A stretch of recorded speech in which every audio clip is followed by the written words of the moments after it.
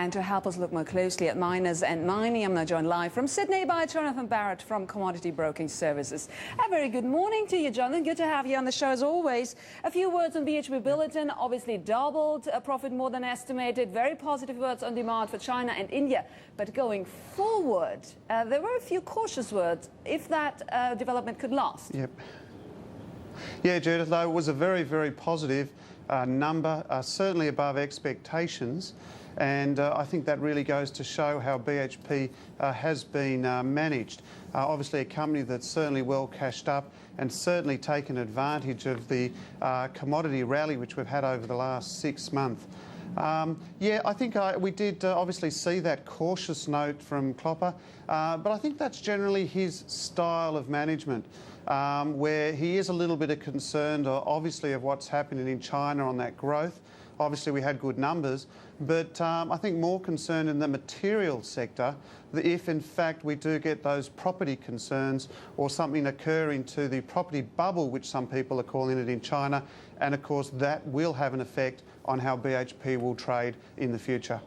Now, we've seen, Jonathan, we've seen commodity prices coming back somewhat. Just for one example, gold is down year to date, yep, but 2%. It has bounced back somewhat, but we're coming from a 3-month low here. Silver also down around about 9%, and also some of the others. Where do you see this going forward now? What is likely to perform strongly in the first quarter? Look, I think, Judith, looking at gold, looking at where it's come from, we had a target for a correction here to this 1070 level. And we actually feel that this area here is going to be very important. Obviously, we saw a spit down to that 1040, but I actually feel that this is a nice measured correction from the high, the record high. And I actually feel coming into the first quarter that gold will be higher than where it is now. In fact, we actually like gold on any dip or even around this level because we actually feel it'll be back above that 1100 pretty soon. And how does that tie in with the topics like risk aversion, concerns about sovereign debt? I mean, we've had some developments overnight, yeah, and also various erratic moves in the currency markets. How do you take that into account?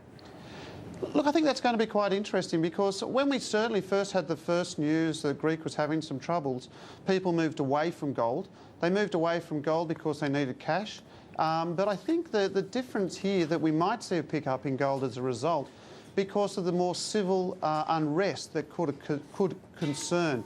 And if we get that civil unrest in Greece, then that could actually spread, and that to me would represent more of a worry if in fact it does, because then people will say, look, if some of the other Euro countries which are concerned and have problems, then you might see the same effect and same civil unrest, and then people in that case will go back to gold. Excellent. Thank you so much, Jonathan. We have to leave it there. Jonathan Barratt from Commodity Broking Services. Now.